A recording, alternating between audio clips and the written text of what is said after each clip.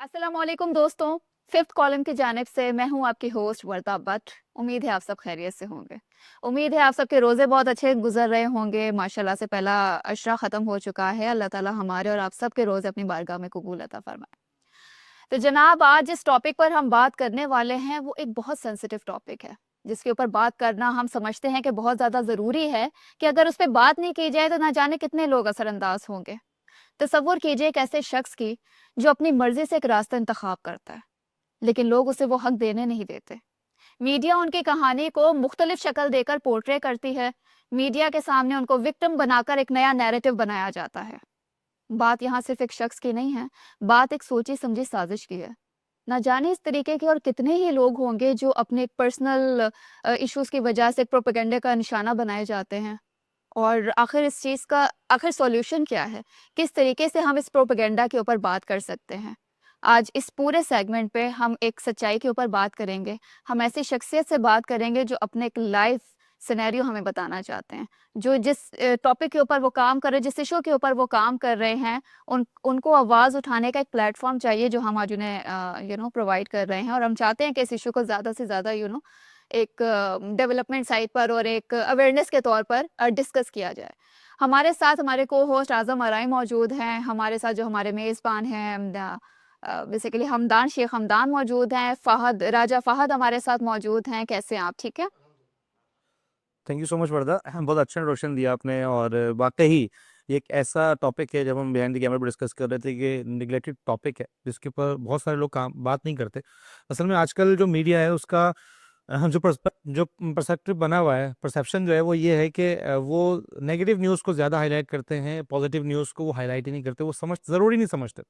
जबकि positive news एक जब आप मीडिया पढ़ते हैं तो उसमें एक बाकायदा स्टोरी टेलिंग का एक तरीक़ेकार होता है कि आपने स्टोरी टेलिंग किस तरह करनी है, किस तरह वेरिफ़िकेशन पे जाना है, किस तरह आपने उसको बयान करना है। स्टोरी टेलिंग भी एक बहुत बड़ा काम है। एज़ अ जर्नलिस्ट मैं जर्नलिस्ट भी हूँ, मैंने करंट अफ़ेयर इधर-उधर की बहुत सारी चीज़ों को मैंने बहुत सारी स्टोरीज़ मैंने खुद कवर की हैं। उसमें जब हम काम कर रहे थे ना कि माइग्रेशन के ऊपर जब माइग्रेशन हो रही थी यहाँ से इल्लीगल इमिग्रेशंस दूसरे मुल्क में हो रही थी, उस स्टोरी को भी मैंने कवर किया था। तो उसमें भी बहुत सारी चीज़ें जो मीडिया बता रहा होता है, वो ये बता रहा होता है कि ज़बरदस्ती बहला-फुसला कर ले गए, वो ये कर ले। लेकिन जब हमने उनके पर्सनल इंटरव्यूज़ किए, जो सर्वाइवर्स थे, हमने उनके इंटरव्यूज़ किए तो पता चला कि वो विल पर थे, पैसे देकर उनको खुद अप्रोच करके वो वहाँ तक पहुँचते हैं। इसी तरह का एक और टॉपिक है जिसको बहुत ज़्यादा हाइलाइट नहीं किया जाता, बताया नहीं जाता, इस पे डिस्कशन ही नहीं होती। इवन कि मीडिया बहुत सनसनी हमारी मीडिया को आदत पड़ गई, हमारे व्यूअर्स को भी आदत है कि हम सनसनी पर बात करें। लेकिन आज हम सनसनी नहीं फैलाने आए, आज हम यहाँ पर एक ऐसे टॉपिक को डिस्कस करने आए जो बहुत ज़रूरी है, जिसका वजूद उस दिन से पैदा हुआ जब इक़रा बिस्मि रब्बिकल लज़ी खलक़ नाज़िल हुई।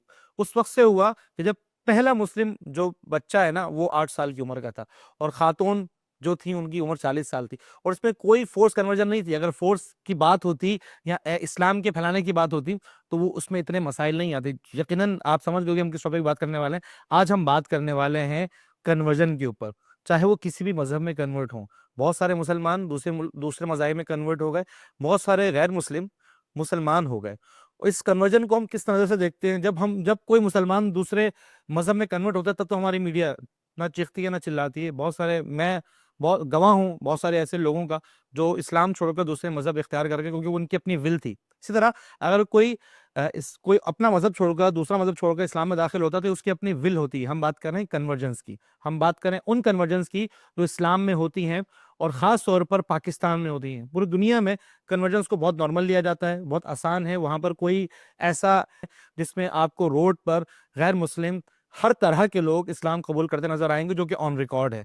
इस पर कोई हुकूमती नुमाइंदगान जो है वो नहीं चीखते-चिल्लाते, ना ही कोई एक्सट्रीमिस्ट वहाँ पर जो है ना वो चीखते-चिल्लाते, वो उनकी अपनी विल है, वहाँ पर एक कानून है, उसको तहफ़्फ़ुज़ मिलता है, आप किसी भी मुल्क से हों। और इसी तरह का कानून हमारे मुल्क में भी है कि जब आइन लिखा गया था तो उसमें ख्वाजा मोहम्मद अली जिन्ना के आपको अल्फ़ाज़ याद होंगे कि यहाँ पर आपको मसाजिद बनाने की, आपको मदारिस बनाने की, आपको मंदिर और चर्च गाहें बनाने की इजाज़त है। तो हर मज़हब को यहाँ पर खुलकर जीने की इजाज़त है। हर मज़हब को जिस तरह हमारे पाकिस्तान में ये बात बहुत कॉमन है कि हम फलाने मज़हब पे ज़ुल्म कर रहे हैं, फलाने मज़हब पे ज़ुल्म कर रहे हैं।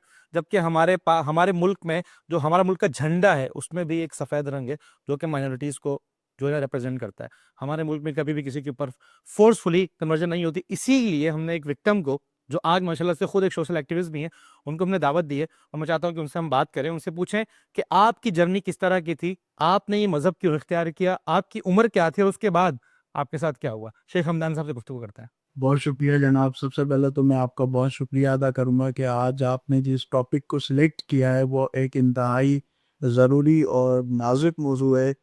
और अल्हम्दुलिल्लाह पाकिस्तान में आए रोज़ हम देख रहे हैं कि लोग अपनी रज़ा खुशी से इस्लाम कबूल कर रहे हैं, लेकिन बदकिस्मती से उनके लिए जो न्यूज़ वायरल की जाती है वो ये होती है कि इन पर ऊपर फोर्स जो है ना अप्लाई की गई है, इनके ऊपर फोर्स का मर्जन है।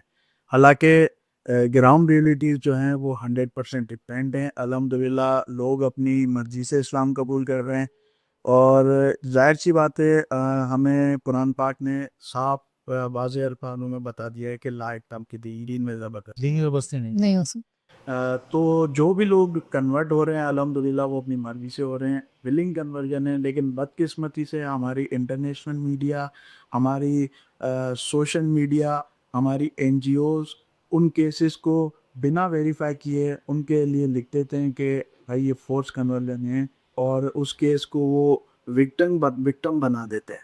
अच्छा, आपने कहा फोर्स कन्वर्जन है, इसको विक्टिम बना देते हैं। असल में क्या, आप अपने अपने इस तरह बताएं कि पहले आपका नाम क्या था, अब आपका नाम ये है, और आप पहले किस तरह इस्लाम में दाखिल हुए, आपका क्या परेशानियां पेश आई, और फिर हम इसको आगे लेकर जो है ना वो। पहले मैं अपनी बात करूं तो मेरा नाम शेख हमदान है। मैं 2015 में कन्वर्ट हुआ और ऑफिशियली मैं 2015 में कन्वर्ट हुआ। और मैं जब 13.5 साल का था तो इस्लाम को स्टडी करना शुरू किया और 14 साल की उम्र में मैंने इस चीज़ का फैसला किया कि अगर कोई मज़हब है तो वो इस्लाम है। मैंने सिर्फ इस्लाम को स्टडी नहीं किया, इस्लाम में दूसरे मज़ाहिब भी आपने। दूसरे मज़ाहिब भी स्टडी किया और इस्लाम में मौजूद मैंने तमाम फ़िरक़ों को भी स्टडी और गुड और बड़े बड़े जो मुहद्दिसीन और बड़े बड़े उलमाए कराम भले किसी भी मर्तबा पे करके हूँ, मैंने सबको स्टडी किया। सो जब 14 साल का मैं हुआ तो मैंने ये फैसला लिया कि मुझे कन्वर्ट होना है। लेकिन अब उस टाइम चूँकि मेरी एज छोटी थी और मेरे जहन में ये था कि मैं कुछ स्टडी अपनी कंप्लीट करूं और उसके बाद जो है ना मैं अनाउंस करूं कि मैं कन्वर्ट हो गया हूँ। लेकिन मैं कलमा पढ़ चुका था। सो जब मैं 15.5 साल का हुआ तो मैंने ये चीज़ फील की कि मेरे अंदर जो है, चूँकि जब मैंने इस्लाम कबूल किया तो मैंने छुप के नमाज़ पढ़ना वगैरह शुरू कर दिया भाई। तो मुझे ऐसा फ़ील हुआ कि मेरे अंदर चेंजेस आ रही थी। सो अगर ये चेंजेस पब्लिकली लोगों तक पहुँच जाती हैं तो मेरे लिए बगैर बताए पहुंच जाए तो ये इशू बन सकता तो फिर मैंने ये फैसला किया कि अब मुझे जो है ना वो ऑफिशियली अनाउंस करना चाहिए। तो 2015 में जब मेरी एज थी 15 साल 6 महीने, सो मैं गुलज़ार खलील गया, पीर अयूब जन सरंदी साहब के पास मैंने इस्लाम कबूल किया और अगले दिन मैंने प्रेस कॉन्फ्रेंस की कि भाई मैं अपनी मर्जी से रज़ाक़ती से इस्लाम प्रेस कॉन्फ्रेंस किया आपने। Press conference okay. की मैंने अगले दिन कि मैं अपनी रज़ा खुशी से इस्लाम कबूल कर रहा हूँ। अच्छा, जिस दिन मैं घर से निकल रहा था उस दिन मैंने एक लेटर अपने रूम में छोड़ा कि भाई मैं अपनी मर्जी से कन्वर्ट होने के लिए जा रहा हूँ पीर अयूब क्लब साहब के पास। और अगर मेरे पीछे आपको मैंने अपनी फैमिली को मैसेज दिया कि अगर आपको रब्ता करना हो तो आप डायरेक्टली पीर अयूब क्लब सरंदी साहब से कीजिएगा। मैं अपनी मर्जी से 2010 की बात होगी ना ये? 2015 15 की बात है। अच्छा। जनाब, मैंने इंटरव्यू अगले दिन मैंने प्रेस कॉन्फ्रेंस की कि मैं अपनी मर्जी से मुसलमान हूँ। 2 रोज बाद मैं क्या देखता हूँ बीबीसी उर्दू ने एक मेरे खिलाफ आर्टिकल लिखा हुआ है कि नौ उम्र बच्चे को पीर साहब ने जबरदस्ती जो है ना वो अगवा कर। वो बिल्कुल, बिल्कुल वो आर्टिकल कोशिश करेंगे कि हम जो है ना वो लगा दें इसमें इंटरव्यू में। मेरे फ्रेंड्स ने मेरे साथ ये लिंक शेयर किया कि भाई जबरदस्ती कन्वर्ट हुए। तो मैंने कहा नहीं, मैं अपनी मर्जी से कन्वर्ट हुआ। तो उन्होंने कहा कि बीबीसी ने आपके खिलाफ तो ये लिखा है कि भाई अपनी मर्जी इस पे पोस्ट के मतलब में ये। तो मैं अब आपके सामने अपनी बात ना, जब मैं एक वीडियो मेरे आईडी पे ही मौजूद होगी। मैं अल्हम्दुलिल्लाह पिछले रमज़ान में उम्रे पे था। जो 27 रमज़ान की रात को मैंने मस्जिद नबी के सहन में खड़े होकर एक वीडियो। सो मैंने उसमें ये जिक्र किया था कि अपने मुसलमान भाइयों से और मुसलमान पूरी कम्युनिटी से मैंने ये वीडियो शेयर की थी कि भाई आप लोग कहते हैं कि मुझ पे जबरदस्ती की, चले मुझ पे जबरदस्ती, पीर साहब ने मुझे गन पॉइंट पे करवाई थी। आज 27वें रोजे को मस्जिद नबी के सैन में मुझे किसने, आज मुझे जबरदस्ती यहाँ कौन लेके आया? आज तो मेरे साथ पीर साहब ने सभी। सो ये सिर्फ हमारी जो इंटरनेशनल मीडिया है उनको बदकिस्मती से सिर्फ पाकिस्तान को बदनाम करने के लिए, बिल्कुल ऐसे ही। और इंटरनेशनल मीडिया में उनको सिर्फ ये दिखाना होता है कि भाई पाकिस्तान में पीर अयूब दर सरंदी साहब एक छोटे से गांव में बैठ के लोगों को जबरदस्ती मुसलमान कर रहे हैं और इंतजामिया बेबस हो चुकी है उनको, हालांकि ऐसा कुछ भी नहीं है। विलिंग कन्वर्जन होती है, लोग अपनी मर्जी से आते हैं। जिस तरह मैंने अपनी मिसाल दी, ऐसे सारी लोग आते हैं, हमारी बहनें भाई पूरी पूरी फैमिलीज के हमारे पास। ये मैं अपने साथ बेटा लेके आया हूँ, ये गुलजार कलीम का डेटा मेरे पास मौजूद है। 2015 से लेके 2024 तक जितने भी लोग गुलजार कलीम में कन्वर्ट, ये मैं डेटा अपने साथ उसी जगह पर जहाँ पर आप कन्वर्ट में कन्वर्ट हुआ था पीर अयूब अच्छा, सर। कन्वर्जन के लिए जरूरी नहीं है कि आपको कोई खानका में जाना है, किसी मस्जिद में जाना है। आपने सिर्फ वहां जाकर उन नॉर्म्स को आपने वो करना होता है, फॉलो करना होता है, ताकि आपको एक सरप्रस्त मिल जाए जो आपको मस्जिद इस्लाम बता सके, पढ़ा सके। वरना कन्वर्जन के लिए तो कलमा पढ़ लिया है, बस काफी है। ये तो कलमा पढ़ लिया काफी, वो कलमा तो मैंने 13 साल की उम्र में पढ़ लिया था। लेकिन हमदान ऐसी कौन सी चीज थी जिसने आपको बहुत ज्यादा इस्लाम की तरफ माइल होने पर इंस्पायर किया? मैं मेरा बचपन से ही जो है ना वो उठना बैठना, सारे मेरे जो दोस्त थे वो मुस्लिम थे और बचपन से ही मैं मुसलमानों में रहा, मेरा उठना बैठना। और मैंने अब क्योंकि जो मेरा प्रीवियस मतलब था उसको तो मैंने बचपन से घर में पैदा हुआ पढ़ा। सो उसके बाद मैं कंपैरिजन शुरू की मक्की मागायत के साथ में टेडी पी, तो बिल आखिर में एक सी नतीजे पे आया कि अगर कोई मज़हब है तो वो इस्लाम है। किसी भी विश्व की देखें क्रिएशन होती है, हम ये कहते हैं कि भाई फॉर एग्जाम्पल ये एक चीज़ है कोई भी, इसको बनाने वाला ठीक है। अब लोग मुख्तलिफ उस पर राय देते हैं। बिल्कुल। साइंस ये कहती है कि इंसान मिट्टी से बना हुआ है, और ये वो बनाने वाला कौन? ये साइंस भी आज कह रही है। ये साइंस आज कह रही है कि इंसान मिट्टी से बना हुआ है। अल्लाह ने कुरान 14 साल पहले ही जो है ना, जब कुरान उतारा तो अल्लाह ने उसी में बता दिया चले निकरी वाले मिट्टी से बना। बिल्कुल ऐसे इंसान को मिट्टी से बना, मिट्टी को बनाने वाला कौन है? इसमें ना सॉरी इसमें ना बेसिकली ये बात कर रहे हैं, ये एक पूरा एक पैटर्न है। ये जो चीज़ हो रही है ना कि इसके मसला आपने अभी शुरू में एक बात की ना कि यार मीडिया जो है वो क्यों इस चीज़ के ऊपर नहीं इतनी बात करता, उसकी रीज़न ये है कि ये सेलेबल टॉपिक नहीं है। आप यहाँ पर कोई डॉक्यूमेंट्री का टॉपिक चूज़ करें जिसका जो टॉपिक हो वो ये हो कि एक फ़लाँ माइनर लड़की है या कोई बंदा है जो कि फोर्सफुली इसको इस्लाम में दाखिल किया गया है, उठा के ले गए और अब वो जो है वो मुसलमानों की कैद में है। आप पाकिस्तान में ये डॉक्यूमेंट्री बनाएं तो आपको एक से बढ़ के एक पार्टिसिपेंट मिलेगा उसके अंदर, उसको पजीराई भी मिलेगी, उसको अवार्ड बिल्कुल अवार्ड भी मिल जाएगा उसको, ठीक है। तो जब आप एक पूरा एक माहौल ऐसा बना चुके हैं ना कि जहाँ पर इस तरह की चीज़ को एक अच्छा रिसेप्शन मिलता है, ठीक है, तो आगे जो वेरी बात जिन्होंने अपना कैरियर फिल्म में बनाना है या डिजिटल मीडिया की इस पूरी इंडस्ट्री में अपना बनाना है, जाहिर बात है एक बंदा अगर कोई इंस्टाग्राम या यूट्यूब का चैनल खोल के बैठा हुआ है, वो चाहेगा मुझे व्यूवरशिप अच्छी मिले। अब उसके लिए ये इस तरह का टॉपिक तो मतलब वो हालांकि उसको वो जानता है कि सच क्या है, सही है, मगर क्योंकि सेलेबल नहीं है तो वो ये वाली बात नहीं करेगा। ये जो इन्होंने बात की है, बड़ी ज़बरदस्त बात इन्होंने की है कि इन्होंने किसी के कहने से भी नहीं, इन्होंने खुद एक कोशिश की, एफर्ट की, सवाल किया, अपने आप से सवाल किया, स्टडी किया, उसके बाद उसकी इतना कुछ होने के बाद एक इंसान इतना बड़ा रिस्क लेके, वो भी कैसा इंसान, मे बी इन्होंने आपको अपना बैकग्राउंड अभी नहीं बताया, he comes from a very strong background.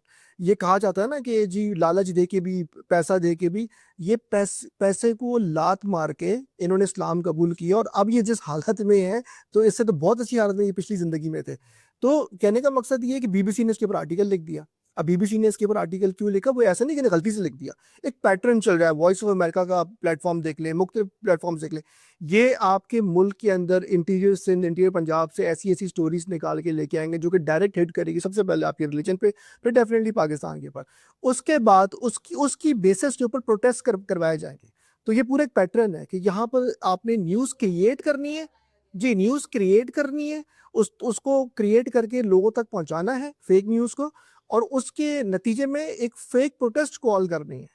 तो उस पे बड़ी बहुत बहुत आपने गहरी बात की है, इसको समझना, इस पैटर्न को आप समझे ना, साउथ एशिया में इस्लाम को रिप्रेजेंट कौन सा मुल्क करता है? वो रिलीजियस आपके रिलीजन पर अटैक नहीं होता, वो बेसिकली आपके मुल्क को बदनाम करते हैं कि पाकिस्तान में लाकानूनियत है। इस चीज को वो हाईलाइट कर रहे होते हैं कि पाकिस्तान में कानून है ही नहीं, पाकिस्तान में माइनॉरिटीज महफूज नहीं है। बेसिकली अटैक आप यहाँ करना होता है कि पाकिस्तान में माइनॉरिटीज महफूज नहीं है। असल वरना उनको कोई फर्क नहीं पड़ता कौन मुसलमान हो रहा है कौन नहीं हो रहा, उन्होंने आपके मुल्क पे अटैक करना होता है। और क्यों बीबीसी उर्दू ने इसको कवर किया, क्यों वॉइस ऑफ अमेरिका ने कवर किया, क्यों ऐसे इंटरनेशनल चैनल से कवर किया जिनका डोमेन ही नहीं है? एक नेगेटिव इमेज पोर्ट्रे की जाती है। एक नेगेटिव इमेज पोर्ट्रे किया जाता है। उसकी वजह सिर्फ ये होती है कि अल्टीमेटली साउथ एशिया, जो साउथ एशियन रीजन है, उसमें Pakistan is the only Muslim country जो पूरे इस साउथ एशियन रीजन में इस्लाम को रिप्रेजेंट करता है। ठीक है, यहाँ से लोग, बहुत सारे ममालिक के लोग यहाँ पर पढ़ने के लिए आते हैं, इस्लाम को पढ़ने के लिए आते हैं। ठीक है, और उसमें बहुत सारी मिसालें हैं, आपको नाइजीरियन, साउथ अफ्रीकन, आपको इंडोनेशियन, आपको चाइनीज, आपको जापानीज पाकिस्तान में पढ़ते हुए मिलेंगे। अच्छा अगर मैंने ना एक बड़ी इंटरेस्टिंग एक चीज़ इसमें जितना मैं इसके अंदर इन्वॉल्व हूँ, मेरी कोशिश ये थी कि मैं इस पर एक डॉक्यूमेंट्री बनाऊँ। तो इसलिए मैं हमदान से और हमारे कुछ दोस्त हैं उनसे मैं कनेक्टेड हुआ। ये इंटरनेशनल तो एक है जो है, आप हैरानगी होगी आपको पाकिस्तान के अंदर बैठ के मुस्लिम जिस तरह से इसको डिस्करेज कर रहे हैं, इस पूरी प्रैक्टिस को कि आप विलिंगली इस्लाम कबूल कर रहे हैं, इसको अंडरमाइन करने के लिए मुसलमान जितने फोर फ्रंट पे, आप हैरान हो जाएंगे। पूरा एक सिस्टम आपके मुंह के सामने आ जाता है। मसलन एक बंदा अगर इस्लाम कबूल करना चाह रहा है आज इंडियन में, वो कोई खातून है, कोई मर्द है, कोई भी है, वो अगर इस्लाम कबूल करने चाहता है तो सबसे पहले एक लॉबी एकदम से वो फेस करेगा। वो लॉबी कहीं बाहर की नहीं होगी, सबसे पहले आपकी मुस्लिम पाकिस्तानी लॉबी होगी। सही है, वो ब्यूरोक्रेसी की तरफ से हो, चाहे वो लोकल पुलिस हो, चाहे वो लोकल इंतजामिया हो, वो सब भाई इनके गले पकड़ लेंगे। वो गला ये पकड़ के बोलेंगे कि भाई नहीं नहीं तुम या तो तुम्हारे पास जबरदस्ती हो रही है या तुम वापस चले जाओ क्या। क्योंकि वो बेसिकली ना देखिए एक एक चीज है कि आपकी जो पूरा परसेप्शन है इसको मोनेटाइज किया गया है। मैं वही बात कर रहा हूँ ना कि आप एक्सपेरिमेंट करके देख ले, कोई ऐसा पोस्ट फेसबुक पे, ट्विटर पे, यूट्यूब पे आपको ऐसी वीडियो डालें जो कि एंटी पाकिस्तान हो। सही है, जिस पे आप रेंट करें, कुछ इसकी खराबियां हैं, खराबियों के ऊपर लेकिन बढ़ चढ़ के आप बात करें, ठीक है, आपको वो व्यूवरशिप मिलेगी जो कि आपको इसकी पॉजिटिव बातों पे और इस तरह की बातों पे नहीं मिलेगी। अनफॉर्चुनेटली जो लोकल इंतजामिया है वो भी इस इकोसिस्टम में आ जाता है। तो ये इसका रूट कॉज क्या है, वो ऑब्वियसली मैं उसको खुद भी कोशिश कर रहा हूँ स्टडी करना, मुझे नहीं मालूम। आप लोग माशाल्लाह इस फील्ड में शायद आप लोग बेहतर बता सकते हैं, ये इस प्रोसेस से गुजरे ये बता सकते हैं कि ऐसी कौन सी लॉबी है जो इनको पकड़ के उल्टा ज़दोकोब करते हैं कि भाई क्यों तुम इस्लाम तो देखें ये आप बताएं। जो फारूक भाई ने जिक्र किया, देखें एक लड़का जब अपने घर से निकलता है, यहाँ कोई बेटी निकलती है, इधर जाके कन्वर्ट होती है, तो जो पेरेंट्स ये कहते हैं कि भाई हमारा बच्चा ज़बरदस्ती मुसलमान हुआ है, वो उनका एक फितरी है। देखिए बुराई हर मुआशरे में होती है, मुसलमान लड़कियां भी घर से निकल के आपको वैसे ही ठीक है, तो इसको आप एक माशरती बुराई कह सकते हैं। मौशरती बुराई नहीं, इस्लाम में भी, और कानून आपको इस चीज की इजाजत देता है। लेकिन बदकिस्मती से जो कहलवाने वाले मुसलमान जो कहते हैं खुद को मुसलमान है, आज़ाद ख्याल, उन भाइयों से मैं रिक्वेस्ट करूंगा कि भाई तुम नारा लगाती हो मजहब से रह के इंसान है, हमें तो इंसान बनाने वाला मजहब है, हम तो ये कहते हैं। सही 2 बात। दिन पहले आपके इंटरनेशनल वुमेन डे सेलिब्रेट हुआ है, तो हमें बताने वाला कौन है, माँ के पैरों तले जन्नत है हमारा मजहब है, बहनों के क्या हकूक है बताने वाला हमारा मजहब है। यही बच्चियां थी जो जिंदा दरबोर कर दी जाती, तो तब सिखाने वाला मैं मजहब है, इंसान बनाने वाला मजहब है। लेकिन आप लोग ये नारा लगाते हैं कि मजहब से बढ़ के इंसानियत। तो मेरे भाइयों जरा नजर घुमाओ अपने पड़ोसी को। जब से रमजान स्टार्ट हुआ है 3 मसाजिद में 9 लोगों पे FIR हो चुकी है इंडिया में, सिर्फ किस बात पे कि उन्होंने अजान दी कि मुसलमानों रोजा। कश्मीर में मुसलमानों की जायदादों पे जबरदस्ती कब्जे किए जा रहे हैं। 10 लाख इंडियन आर्मी जो है ना वो कश्मीरियों पे तैनात है। मतलब एक कश्मीरी के ऊपर 8 कश्मीरियों के ऊपर एक आर्मी सोल्जर बैठा है। तो मजहब से बढ़ के इंसानियत है, तो वहां पे भी बात करें, वहां क्या इंसानियत पे के साथ जुल्म नहीं हो रहा, हिंदुत्व एक इंडिया में कौन सा जुल्म है जो मुसलमानों का नहीं? आप वहाँ पे भी आवाज उठाए, मजहब से बढ़ के इंसानियत, तो वहाँ पे भी इंसानियत आपको सिर्फ मुसलमानों में नहीं दिखती, आप वहाँ पे भी उनके लिए आवाज उठाए ना। अगर आप इतने ह्यूमन राइट्स के ठेकेदार बनते तो आप वहाँ पे भी बात करें। आप यकीन करें, मैंने बहुत सारे ह्यूमैनिटेरियन जो कैंपेन्स हैं ना वो चलाई भी हैं और मैंने देखी भी हैं।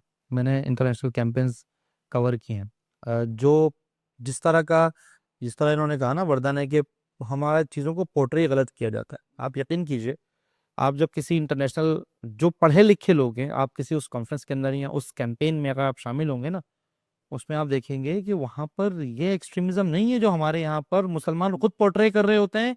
और मैंने खुद देखें, इन्होंने एक बड़ी मजे की बात की। इन्होंने कहा कि ये फितरत है कि माँ बाप कहेंगे यार हमारा बेटा तो ऐसा था ही नहीं, उसको जबरदस्ती पकड़ के कुछ किया है, जादू कर दिया। एक माँ जब अपने बेटे की शादी कर लेती है ना तो बोलती बहू ने जादू कर दिया। सही है, बहू होती है ना ऐसी, तो वो कहते हैं जादू कर दिया। ठीक है, तो अरे मजाक की बात अरे मतलब मैं मजाक कर रहा हूँ, ठीक है। तो हाँ, इशारा गलत हो गया। असल में ये चीजें होती हैं नॉर्मली। आप देखें किसी भी आप उसको उठा के देखें, एक माँ अपने बेटे से मिलने के लिए जेल जाएगी, बोलेगी नहीं मेरे बेटे ने नहीं किया, हालांकि वो जेल में होगा, उसके ऊपर वो साबित हो चुका होगा कि ये कातिल है या कोई उसने जुर्म किया। नहीं नहीं, मेरा बेटा ऐसा हो ही नहीं सकता, ये फितरत है। लेकिन उसके साथ साथ जो और लोग हैं, खासतौर पर मुस्लिम्स, उनको वेरिफिकेशन करनी चाहिए। फात भाई, आप डिजिटल क्रिएटर हैं, आप इंडिपेंडेंट फिल्म मेकर हैं, आपने क्या देखा कि क्यों ये चीजें सेलेबल हैं और क्यों ये चीजें इतनी ज्यादा खतरनाक तरीके से पोर्ट्रे की जाती है? पर्सनली देखिए, ख्याल ये है कि इसमें आप कोई भी प्रोडक्ट बेचते हैं ना मार्केट में, तो आपको एनालाइज करना पड़ता है, अंदाज़ा लगाना पड़ता है कि उसके खरीदार कौन है। ठीक है। अनफॉर्चुनेटली इस तरह का जो कंटेंट है ना, जिसमें इस्लाम को ज़रा सा नहीं, काफ़ी हद तक बारबैरिक दिखाना, सही है ना, बड़ा ही ख़तरनाक मज़हब है, जो कुछ बना है ज़बरदस्ती बना है, पाकिस्तान को गंदा करना, ठीक है। ये जो इसकी जो ऑडियंस है ना, वो आज़म भाई बहुत बड़ी है। मसलन आप एज अ फिल्म स्टूडेंट मैंने काफ़ी इस चीज़ पे रिसर्च की है कि पिछले 14-15 सालों में ऐसा क्या हुआ है कि बॉलीवुड में एक के बाद एक हिस्ट्री पे लेके, एंशिएंट एपिक हिस्ट्री पे लेके एंशिएंट हिस्ट्री पर एक 14-15 साल का आप निकाल लें डाटा, ठीक है। ऐसा क्या मतलब हो गया वहाँ पर, इतनी क्या उनको वो आ गई है कि हर फ़िल्म ऑलमोस्ट उनके किसी न किसी बड़े जो भी उनके रिस्पेक्टेड पर्सनैलिटीज़ थी, उनके किंग्स थे, उनके मोनार्क्स थे, उनके ऊपर उन्होंने फ़िल्में बनाई हैं। और बनाई सिर्फ़ ऑब्जेक्टिवली नहीं है, बनाई इस अंदाज़ में है कि जो उनके जो ओपोनेंट थे, यानी जो मुसलमान थे, वो इंतहाई एक नंबर के जानवर टाइप, गलीज़ टाइप लोग थे। ये 14 और संजय लीला भंसाली की आप सारी फिल्में उठा लें, आप सारी निकाल लें। आप अच्छा, मुझे इतना उनके डायरेक्टर्स का पता नहीं, लेकिन मैं इतना बताऊँ आपको कि 40-50 साल पहले थोड़ी इनकी फिल्म हिस्ट्री की फिल्म के ऊपर जो फिल्म की हिस्ट्री है उसके ऊपर आप तहकीक करें। जो उनकी पुरानी फिल्में बनती थी उनमें ये मुगलों को अच्छा दिखाते थे। उनमें ये जो प्री पार्टीशन जो या उसका था ना, वो अच्छा दिखाते थे, मतलब रीजनेबल था। और मुसलमानों का जो पोर्ट्रेयल था वो अच्छा था, ये नहीं था कि आंखों में इतने बड़े बड़े सुरमे लगा के और ताबीज़ बना के वो जो अजीब किस्म का, ठीक है ना, और ऊपर से तलवार लेके वो यूं निकले हुए हैं। तो इनका ये 14-15 सालों में हुआ ये है कि एक तो ग्लोबल इकोसिस्टम आपके जो है ना, ये जो मीडिया का है, ये आपके इस्लाम के बड़े खिलाफ किया है इंटरनेशनली। ठीक है, हो सकता है इसमें कई गलतियां मुसलमानों की भी हों और कई बनाई भी हैं। उसको कैश किया है इंडिया ने बहुत जबरदस्त किस्म की। आपने बोल आपने बड़ी मतलब ऐसी गहरी बात की है ना। अब देखिए उससे हो क्या रहा है, उसका इम्पैक्ट क्या है। हम कौन सी मूवीज के व्यूअर्स हैं? हमारे अपनी मूवीज तो बनती नहीं है। हम कौन सी, हमारे बच्चों के जहन में या हमारे नौजवानों के जहन में जो जो चीजें हैं वो क्या है। मतलब आज हम हिस्ट्री उठाते हैं, हम बोलते हैं यार कि फलाना बंदा जो है ना वो बड़ा खतरनाक था, वो तो अय्याश था। हम इनकी मूवीज जो पोर्ट्रे कर रहे हैं वो अगर हम नहीं पढ़ते, सिर्फ मूवीज से अंदाजा लगाते हैं कि यार इतनी बड़ी मूवी बना दी, इतनी सुपरहिट बना दी, तो इसका मतलब ये है कि मुसलमान तो बुजदिल थे, या मुसलमान जो है ना वो जाहिल थे, या मुसलमान जो है ना वो जालिम थे। ये तीन आपको चीजें मिलेंगी। आगे जिसको आप बता रहे हैं ना, जिसको वो बेसिकली बहुत बड़ी ऑडियंस बैठी है, वो इसका आपको अच्छा खासा पैसा दे रही है, ठीक है। अब फॉर एग्जांपल ये हमदान का जो वाकया है, अब इस पे कोई बंदा कल को फिल्म बनाए, सही है, तो नहीं आएंगे लोग देखने। लोगों का दिमाग का जो प्रोग्रामिंग है ना वो एंटी इस्लाम पे इस हद तक आगे चला गया है कि वो एंजॉय करते हैं, उनको मजा आता है यार कि अगर अगर इस्लाम की कोई बेहतरी है तो वो जबरदस्ती हुई है, और अगर कोई नाकामी हुई है तो वो तो हमारी अपनी स्मार्टनेस की वजह से हमने इस्लाम को वो किया है। ये एक इंटरनेशनल है और इसके इफेक्ट ज़ाहिर है आज़म ने बड़ी खूबसूरत की, क्योंकि हमारा लोकली हम एक तरह से एक डोमिनेशन कल्चर डोमिनेशन में रहे हैं इंडिया की, तो वो इन्फ्लुएंस करता है वहाँ पर। वो अच्छा खासा उनके कार्टून्स में बड़ी चीज़ें आती हैं, मैंने सुना है वो अजीब व गरीब किस्म की जो उनकी तालीमात है वो कार्टून्स के ज़रिए आपके बच्चों को प्रोग्राम कर रहे हैं। तो वो ज़ाहिर है अच्छा, और दूसरी बात है जो आपके यूट्यूबर्स हैं, फ़िल्म मेकर्स हैं, आप अभी भी सर्च कर लें। वो जो चाहे वो क्रिकेट को ले लो, किसी को चीज़ को ले लो, वो बहुत कम हद तक कोशिश करेंगे कि वो इंडिया के मामले में क्रिटिकल हो, और वो ज़्यादातर कोशिश करेंगे कि कीचड़ जो है ना अपने मुँह में मली जाए।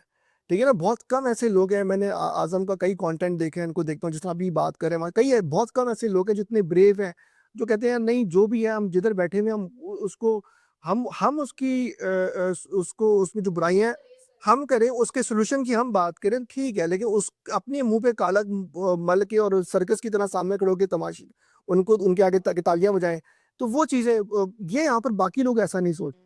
बिल्कुल, ऐसे जिस तरीके से आप फ़िल्म मेकिंग करते हैं और हमदान मेरा एक और सवाल इसी से कनेक्टेड है कि एक और इंटरनेशनल इदारा था जिन्होंने एक इस तरीके की न्यूज़ वायरल की थी, स्टोरी बनाई थी कि हिंदुस्तानी जो बेटियाँ हैं उनको ज़बरदस्ती किडनैप करके उनका मज़हब तब्दील किया जा रहा है। तो इस पूरे सिनेरियो में आप क्या कहना चाहेंगे कि वाक़ई वो भी सच था या वो भी एक स्टोरी बना के एक गलत तरीके से पोर्ट्रे किया देखिए गया? मैडम, कोई भी लड़की जब कन्वर्ट होती है ना, आप इन पास्ट चली जाएँ, कोई भी लड़की कन्वर्ट हुई है, आप रीना रवीना को उठा लें, आप ट्विंकल को उठा लें, आप नूर फ़ातिमा को उठा लें, आप रवैदा को उठा लें, ये मैं वो केस बता रहा हूँ जिसमें बीबीसी ने, वॉइस ऑफ अमेरिका ने, हिंदुस्तान टाइम्स ने बड़े-बड़े आर्टिकल लिखे हैं। ओके। इन केसेस को आप उठा लें।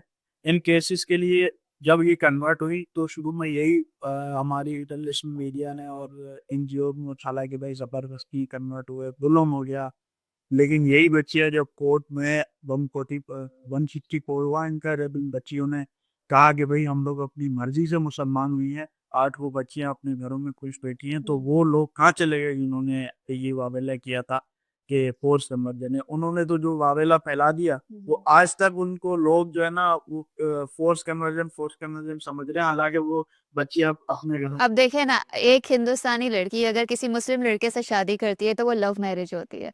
लेकिन अगर एक हिंदू लड़का इस्लाम कबूल करता है तो वो फोर्स कन्वर्जन होता है। ये हिपोक्रेसी नहीं है तो और क्या है? सिर्फ मुसलमान नहीं, आप डेटा उठाएं, लोग ईसाइयों ने, ठीक है, जितने लोग आप नीपू खास डिवीजन को उठा लें, और इतने लोग मुसलमान नहीं हो रहे, क्रिश्चियन हो रहे हैं, बड़ी बड़ी मशीनरीज काम करती है, इतने लोग मुसलमान नहीं हो रहे जितनी कादियानी हो रहे हैं। आज तक किसी जो है ना वो एनजीओस का या किसी नुमाइंदे का ये क्या नहीं आया कि कोई एक इंटरव्यू नहीं है ईसाई हो रहे हैं, लोग जबरदस्ती कोई रिकॉर्ड नहीं है ना इनका? नहीं, रिकॉर्ड है लेकिन पब्लिकली नहीं है। एग्जैक्टली, पब्लिकली नहीं है। लोगों की उनको फिक्र ही नहीं है, लोग ईसाई लेकिन अगर मुसलमान अगर अगर आप इस्लाम में फिर आप देखेंगे क्या होगा। ऐसा ही है। वो आग लग जाएगी यार। अच्छा, इसके पीछे शेख साहब, इसके पीछे आपने तो खैर आप नॉन मुस्लिम है ना, तो आपको बड़ा पता होगा इसके बैकग्राउंड का। आखिर क्या चीज़ें इस चीज़ को इफ़ेक्ट करती हैं कि जैसे ही कोई मुसलमान कोई शख्स कोई काम करता है, तो अगर हम हिस्ट्री पे जाएँगे तो बहुत आगे बात निकल जाएगी, लेकिन मैं उसको बताऊँगा थोड़ा-सा मैं ओवरव्यू पे। आप मुझे बताएँ कि आखिर क्या चीज़ ऐसी इफ़ेक्ट करती है जिसकी वजह से ये प्रोपेगेंडा होता है मुसलमानों के खिलाफ? आखिर क्यों होता है? क्या चीज़ें फ़ीड की जाती हैं हमारे ज़हनों में, ख़ास तौर पर गैर मुस्लिम्स के ज़हनों में? क्या चीज़ें फ़ीड की जाती हैं? देखें, मैं एक बात बताऊं, अगर जो रिलीजियस चलते हैं ना, वो किताब अल्हम्दुलिल्लाह के माइनॉरिटीज़ के जितने राइट्स मुझे इस्लाम में सिखाए वो मेरे उस मतलब मैंने ही सिखाए थे। मेरा इस्लाम मुझे ये चीज़ सिखाता है कि आप किसी गैर मुस्लिम के साथ बैठ के खाओगे तो आपको सवाब है, आप उसका मचा हुआ खाना खाओगे तो आपसे सवाब है। ये मुझे मेरा इस्लाम दर्ज देता है। मेरा इस्लाम मुझे दर्ज देता है कि आप पेरेंट्स की जितनी पहले कीमत करते थे अब उससे ज़्यादा कर। मैं कन्वर्ट हुआ तो इसका मतलब ये नहीं हुआ कि मेरी मौबिला है उनकी इज्जत खत्म हो गई, मैं उनकी डबल इज्जत करूँगी। लेकिन हमारा मुआशरा ऐसा है जो है ना, कन्वर्जन के बाद पता नहीं क्या हो जाता है, वो समझते कि पता नहीं इसने कितना बड़ा जुर्म कर गया है। इस मुआशरा मुझे फैमिली से मिलने नहीं देता, ना फैमिली मुझे ऑन करती है। 2015 के बाद मुझसे किसी ने रब्ता नहीं किया। सर्वाइव करना कितना मुश्किल होता है एक बच्चे के लिए। सर तो अभी तक आपका कोई कांटेक्ट आपकी फैमिली? मैं बीच में एक दो दफ़ा कोर्ट वगैरह में मुलाकात हुई थी, और उसके अलावा ना कि घर जाने की मुझे परमिशन है, और ना कोई हमारा समाजी ताल्लुकात है कि मैं जिससे खुशी कदमी खुशी में जाते हूँ, बिल्कुल कट ऑफ। और दूसरी ये कि सिर्फ हमें ये परेशानियाँ नहीं होती कि हम समाजी तौर पे कट ऑफ हो चुका है। जनाब मैं अपनी बात बता रहा हूँ, मैं कन्वर्ट हुआ, मुझे अपने एजुकेशन डॉक्यूमेंट्स में नाम चेंज करा, मैं डेढ़ साल परेशान हुआ, और मेरी तो चले अप्रोच थी कुछ इदारों के साथ लेकर कुछ इदारों के साथ लेकर, कुछ ये जो हमारे बोर्ड के कंट्रोलर थे, अल्लाह पाक उनको मजीद तरक्कियाँ दे, कुछ उन्हें सपोर्ट की, कुछ हमारे मिनिस्टर साहब थे तब मौजूदा। तो मैं इतनी अप्रोच के बाद भी मुझे डेढ़ साल लगा। आप यकीन करें, जितने भी कन्वर्टेड लोग हैं, मैं उनके आपते में रहता हूँ, वो आए दिन मुझे डेली कॉल आती है, भाई हमारा नाम चेंज नहीं हो रहा। और सबसे बड़ा मेन इशू, मैं कन्वर्ट हुआ, अब जाहिर सी बात है मुझे एनआईसी में अपना नाम चेंज करवाना है। मैं जाता हूँ मागरा, भाई मैं मुसलमान हो चुका हूँ, मुझे मेरा नाम आते, तो वो सबसे पहली बात ये कहते हैं कि मैं एनआईसी बनवाना है आपको, जाए आप अपने पेरेंट्स को लेके आए, वो यहाँ पे फिंगर ये वो बात है जो वाकई कंटिन्यू करें।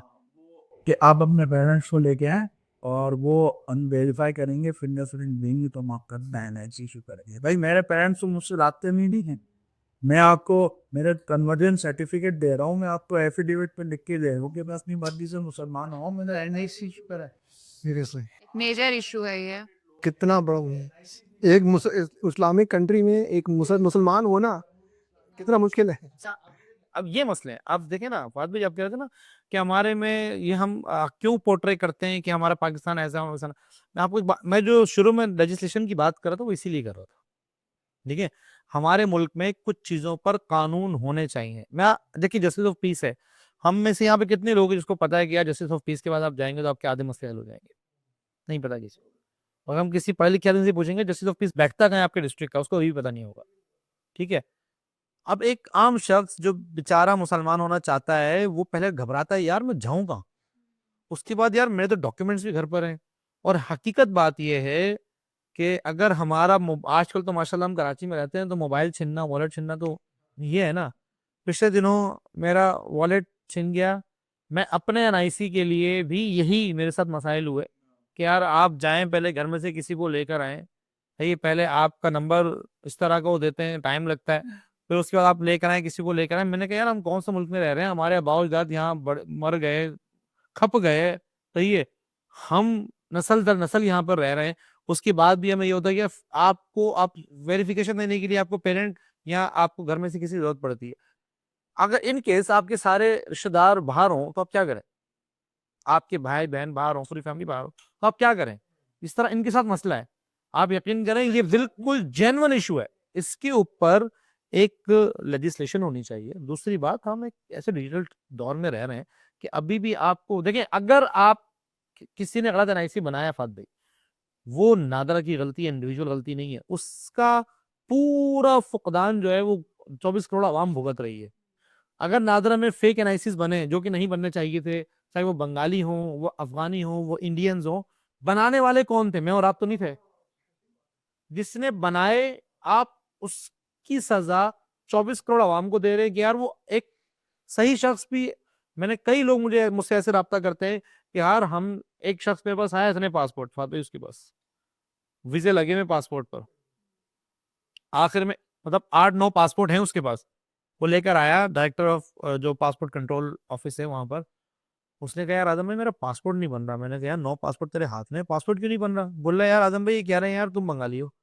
अरे यार 9 पासपोर्ट बनने के बाद, उसके ट्रैवल होने के बाद, उसके पासपोर्ट भर जाने के बाद तुम उसको बोले तुम बंगाली हो, 9 पासपोर्ट होने के बाद। अब बेचारा परेशान, अब उसका पासपोर्ट नहीं बनना। फिर वो वेल्दी फैमिली से था, उसको प्रॉपर्टी कन्वर्ट करनी थी, उसको बिजनेस कन्वर्ट करना था, एनआईसी ब्लॉक हो गया।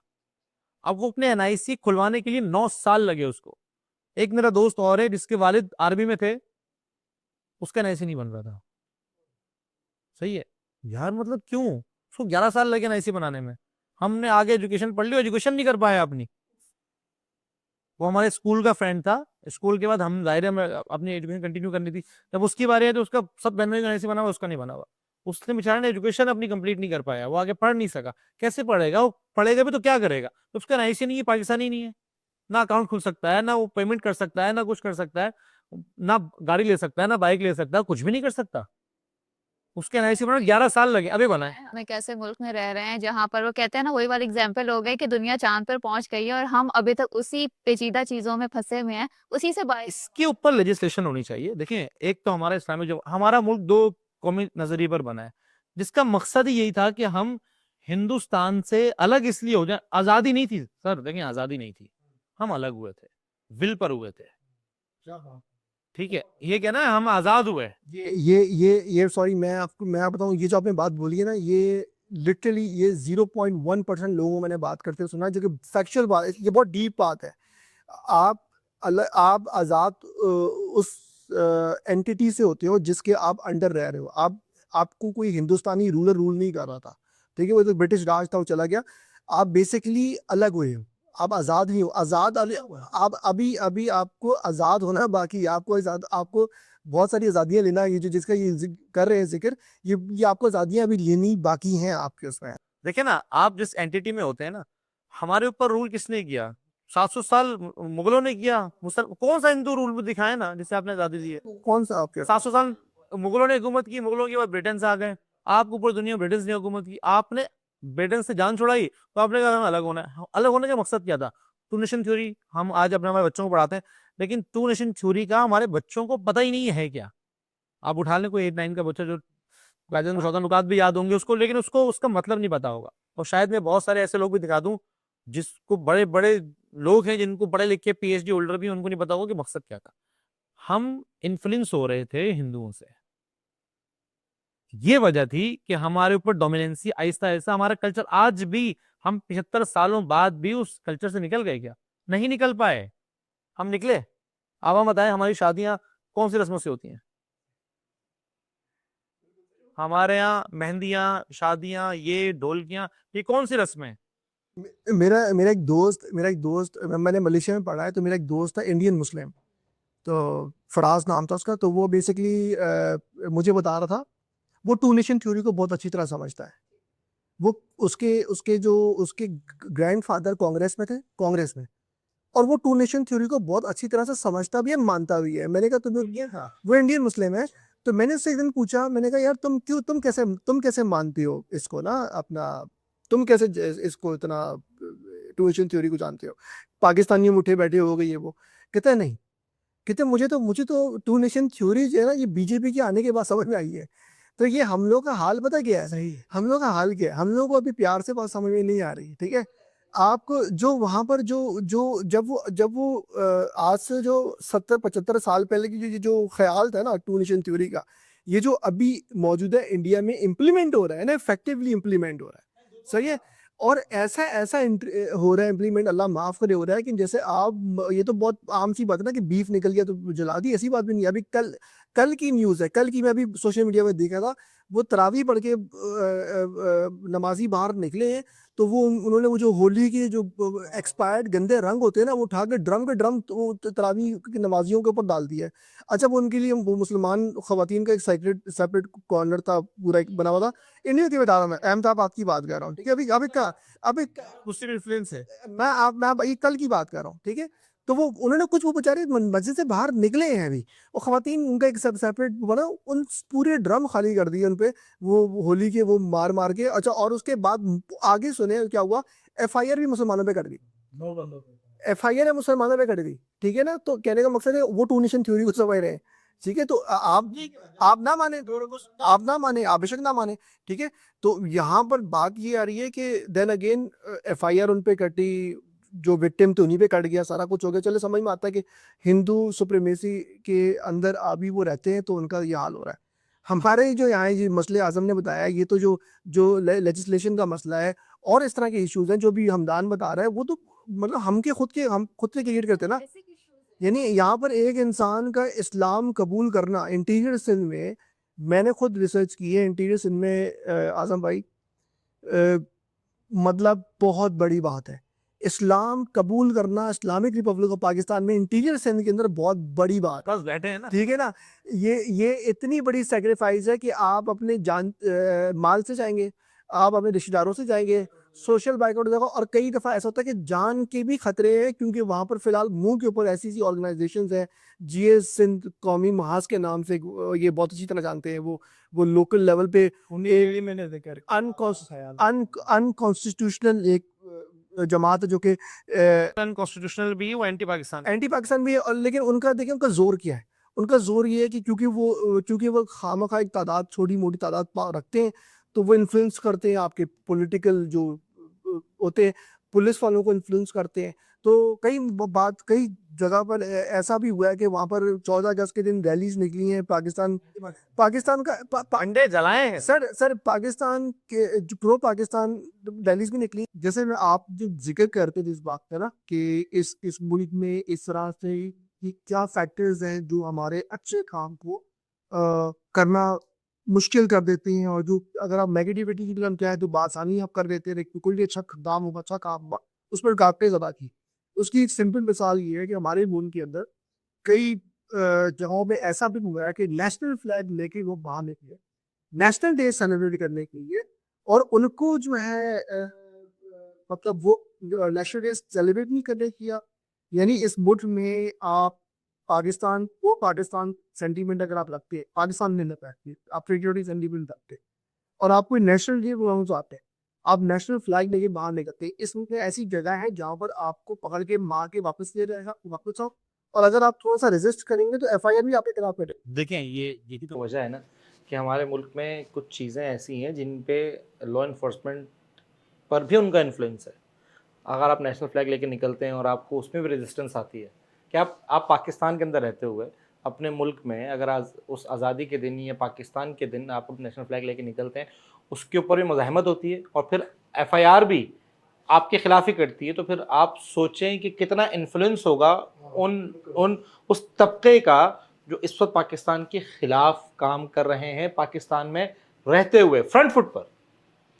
यही वजह है, जब मैंने इनकी स्टोरी सुनी तो मैंने इनसे यही कहा कि भाई ये आपका बहुत बड़ा इक़दाम था कि आपने सोशल बाइकआउट को बेयर किया, आपने उसको टॉलरेट किया। उसके अलावा आपके बहुत दोस्त होंगे जो आपसे मिलने से कासिर रहे होंगे, आपकी फैमिली से, जिससे आपने कहा कि आपकी जो इस मज़हब से पहले जो दूसरा मज़हब था आपका, उसमें आपकी फैमिली एक बड़ी फैमिली थी, ठीक है, जिसके अपने एक नॉर्म्स हैं। उसके अंदर से अगर आप निकल कर इस्लाम की तरफ आएँ तो डेफिनेटली आप कुछ इमेज लेकर आए होंगे, आप इस्लाम के बारे में पढ़ कर आए होंगे, और फिर उस विल के ऊपर भी आपको इतनी मज़ाहमत सहनी पड़ी कि एक इतने बड़े न्यूज़ आउटलेट ने आपके खिलाफ किसी भी इन्फ्लुएंस के ज़रिए आपके खिलाफ ही कहा कि फोर्सफुली, मतलब वो आपके खिलाफ नहीं था बेसिकली, वो स्टेट के खिलाफ था, वो एंटी स्टेट स्टेटमेंट थी कि वो आप देखें, वो ये नहीं कह रहे कि भाई फलानी जगह पर फलाने बंदे ने ज़बरदस्ती कन्वर्जन करवा दी। उन्होंने कहा कि पाकिस्तान में फलाने बंदे ने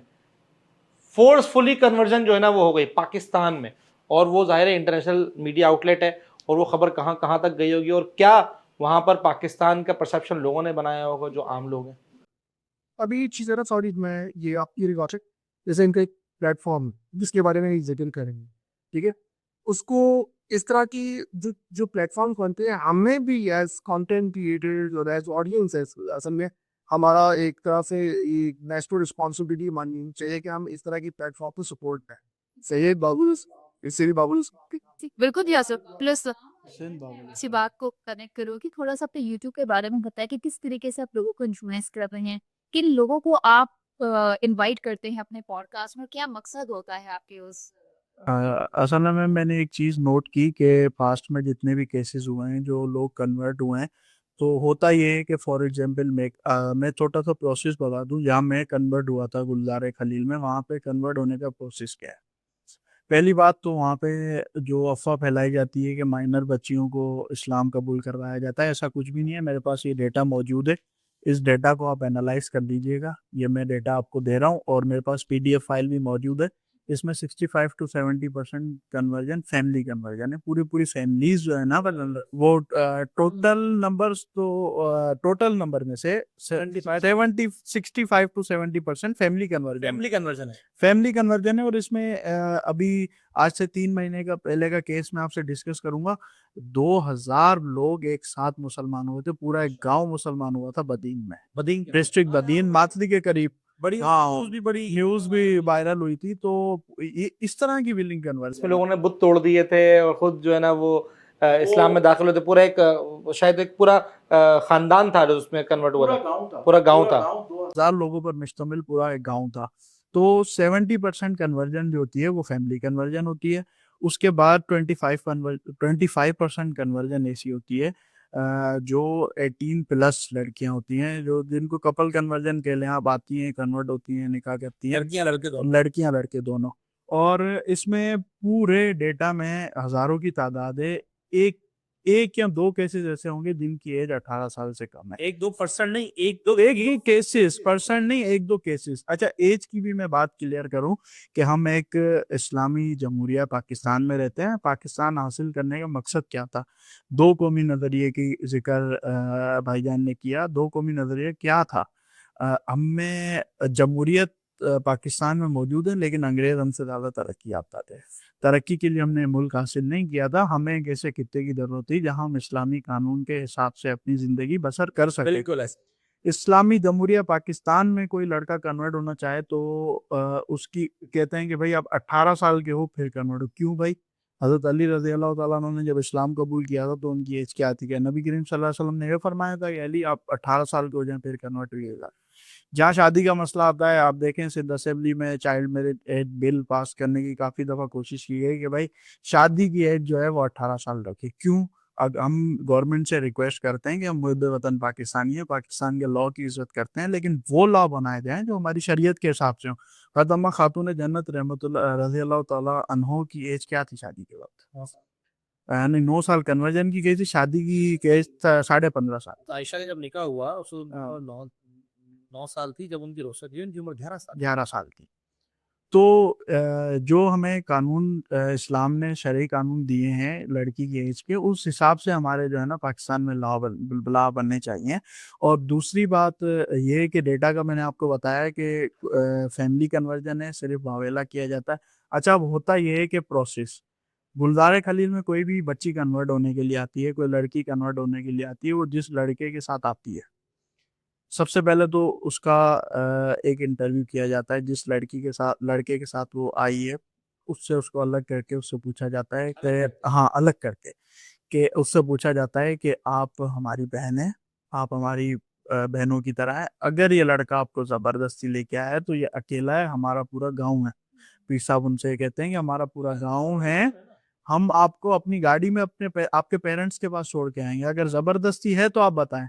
तो हाँ, अगर हाँ, फिर जब वो लड़की कहती है कि नहीं मैं अपनी मर्जी से कन्वर्ट हुई हूँ, तो फिर उनको पीर साहब कलमा पढ़ा के मुसलमान करते हैं, उनका निकाह पढ़ाते हैं।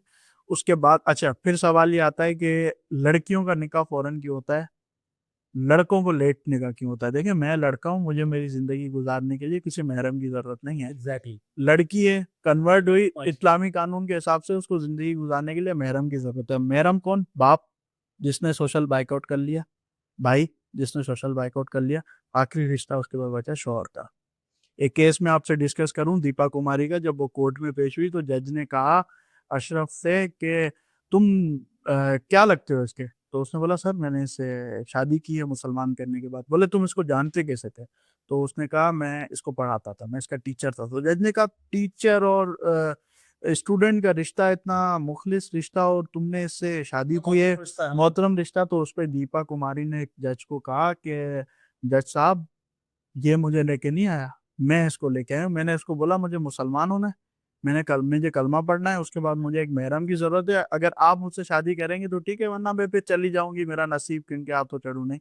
तो मैं लेके आया हूँ, ये मुझे लेके नहीं आया। ये हिलिंग विलिंग। अच्छा, उसके बाद उसका इंटरव्यू होता है, फिर उसका निकाह होता है, और जो है ना वो उसके बाद होता ये है कि वो लड़की कोर्ट में पेश होती है या लड़का या फैमिली कोर्ट में पेश होती है, जुडिशरी के सामने 164 पे वो अपना रिकॉर्ड कराती है कि भाई मैं अपनी मर्जी से कन्वर्ट हुई हूँ। अच्छा, पेरेंट्स को अगर इशू 164, सॉरी मैं आपकी बात काट रहा हूँ, 164 का जिक्र 3-4 बार हुआ। जी 164 की जरा हमारी जो ऑडियंस है हाँ। बता दें कि 164 क्या, 164 हमें तो पता है कि वो एक बयान होता है, हाँ। तो उसकी तफसीलात ठीक है, अच्छा उसकी डिटेल में बता रहा हूँ। बाज़-औक़ात ऐसा होता है कि पेरेंट्स जो है वो जाके एफआईआर करवाते हैं, वो जो उनका थाना लगता है वहाँ पे जैसे एफआईआर करवाते हैं कि भाई हमारी बच्ची को किसी ने ज़बरदस्ती किडनैप कर लिया और ज़बरदस्ती फ़ोर्स उसको मुसलमान किया है।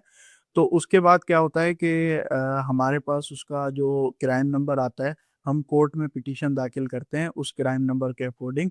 फिर कोर्ट की जुडिशरी में लड़के-लड़की की उसकी पेरेंट्स से मुलाकात जज साहब की मौजूदगी में होती है।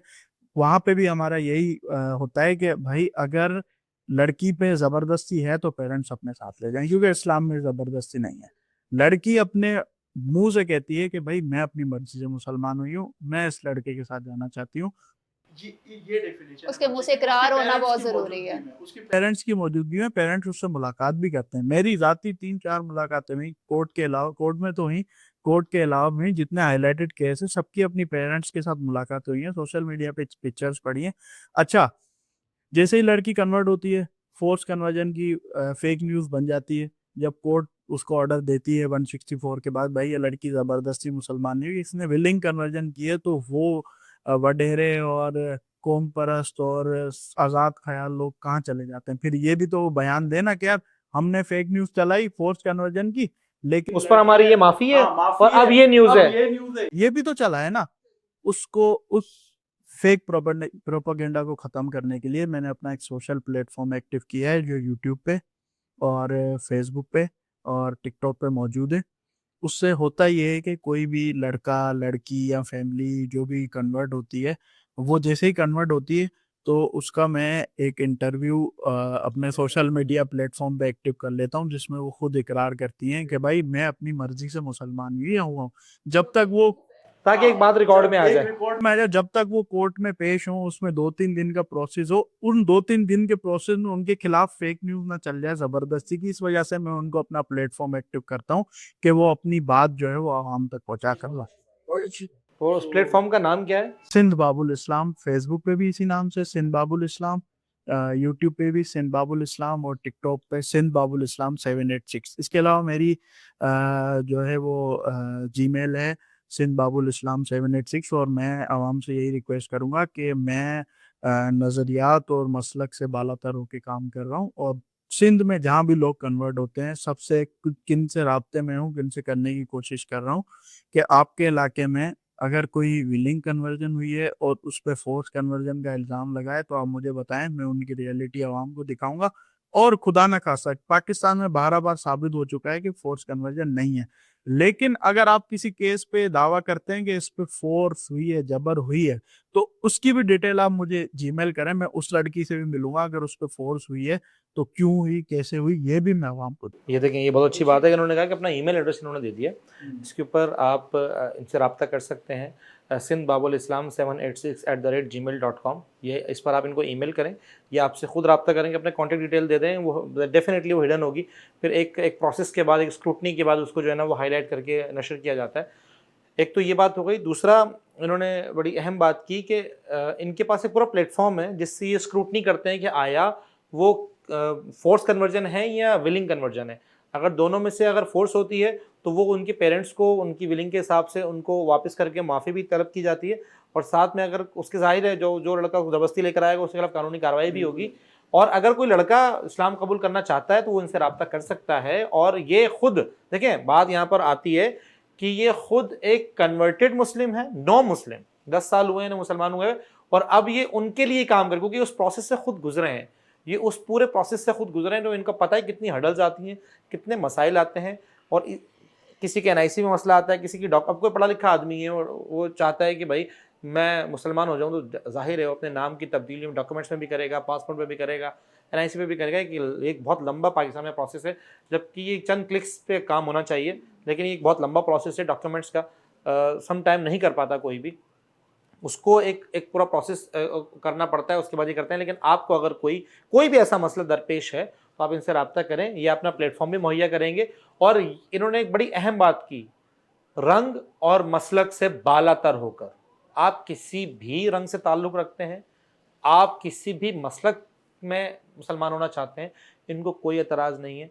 ये आपको उस प्रोसेस में लेकर जाएंगे, उसकी स्क्रूटनी करेंगे और उसका प्रोसेस जो है ना वो आगे वो करेंगे, तो उस परसू करेंगे। और उसके अलावा ये फॉलोअप भी लेते हैं। मैंने इनसे बिहाइंड द कैमरा सवाल किया कि आपका फॉलोअप का क्या तरीका होता है, तो उन्होंने कहा कि मैं जितने भी लोग अभी तक मेरे बिहाफ पर या जिन लोगों से मैं कॉन्टैक्ट में हूँ, मैं उन सब से कॉन्टैक्ट में रहता हूँ वक्तन फ़वक्तन, कि कोई हर्डल, कोई मुश्किल पेश आती है तो ज़ाहिर है जब एक ऑर्गेनाइजेशन होती है तो उसके कॉन्टैक्ट्स भी होते हैं, फिर वो एक ऑर्गेनाइजेशन में इतनी बड़ी टीम होती है कि वो हर डोमेन को देख रही होती है, तो उनके लिए आसानी मुहैया की, जो कि ये रियासत का काम है, कर ये रहे हैं।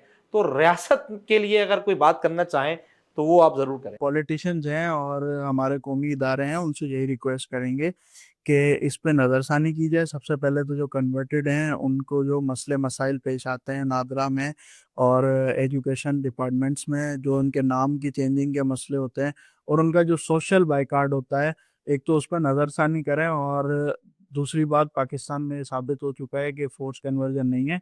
अगर खुदा ना खास्ता कोई ऐसा टाइम आ जाए कि हमारी असेंबली से कोई बिल पास आने की ज़रूरत पड़ जाए, तो ये चीज़ ज़हन में रखिएगा कि हम प्रो पाकिस्तानी हैं, पाकिस्तान के लॉ की इज़्ज़त करते हैं। ऐसे कानून पास कीजिएगा जो शरीयत के आइन मुताबिक हो, जिसको हम फॉलो कर सकें। Thank you so much Hamdan, और it was such a fruitful conversation with you. बहुत एक कंस्ट्रक्टिव कॉन्वर्सेशन हमारे इस शो में रही है और ये बहुत ज़्यादा ज़रूरी भी था।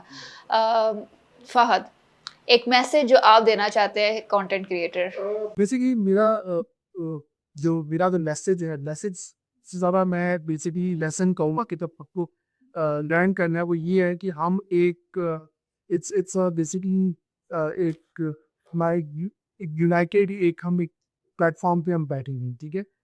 हमें ये चीज़ सोचनी है कि आज अगर हम थोड़े सी फ़ायदे के लिए हम आग लगा लें कि जी इसका घर जलेगा और उसकी तपिश दिखा के मैं कुछ मुझे तो मैं अपने हाथ सीखूंगा अंदर जैसे तबिश से। लेकिन मुझे ये रियलाइज करने चाहिए कि उसकी आग आहिस्ता आहिस्ता मेरे घर तक ही आ गई, जरूर ऐसे। सो हम सब कनेक्टेड हैं, ठीक है।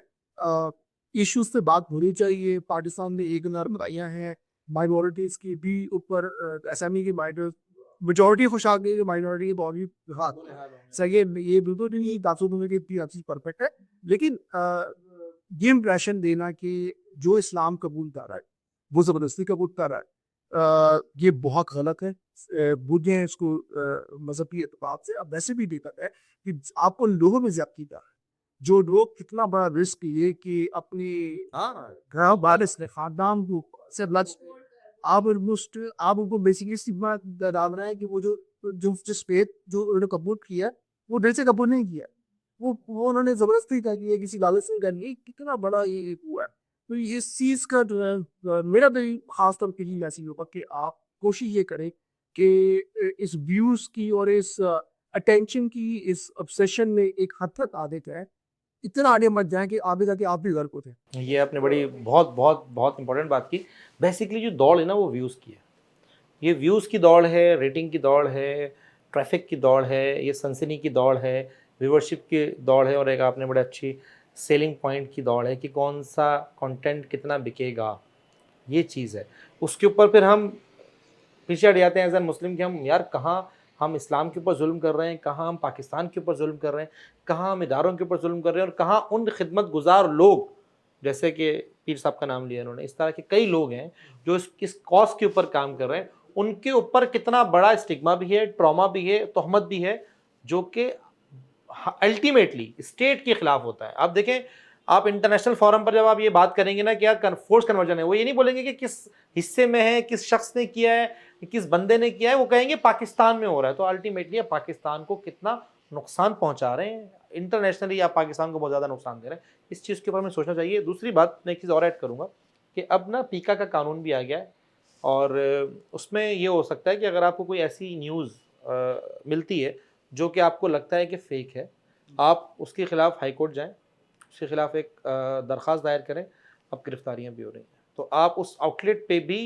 जुर्माना डाल सकते हैं। अच्छा कदम और उस जो मीडिया आउटलेट है उस पर भी, जो इंडिविजुअल जर्नलिस्ट है जिसने ये खबर ब्रेक की है, जिसने ये खबर आर्टिकल लिखा, उसके ऊपर भी इंडिविजुअली आप कार्रवाई करवा सकते हैं। और मीडिया आउटलेट्स ने स्क्रूटनी किए बगैर वो नशर कर दिया, या जाहिर है एक एडिटोरियल प्रोसेस से गुजरती है ना एक न्यूज़, मेरे पास आई, मैं एडिटर हूँ, मेरे पास गई, फिर वो चीफ एडिटर है, चीफ एडिटर उसको अप्रूव करता है, अप्रूवल के बाद उसकी तस्वीरें लगती हैं, फिर वो अप्रूव होकर उसमें पूरी एक एडिटोरियल प्रोसेस से स्क्रूटनी से गुजरने के बाद वो खबर शाया होती है।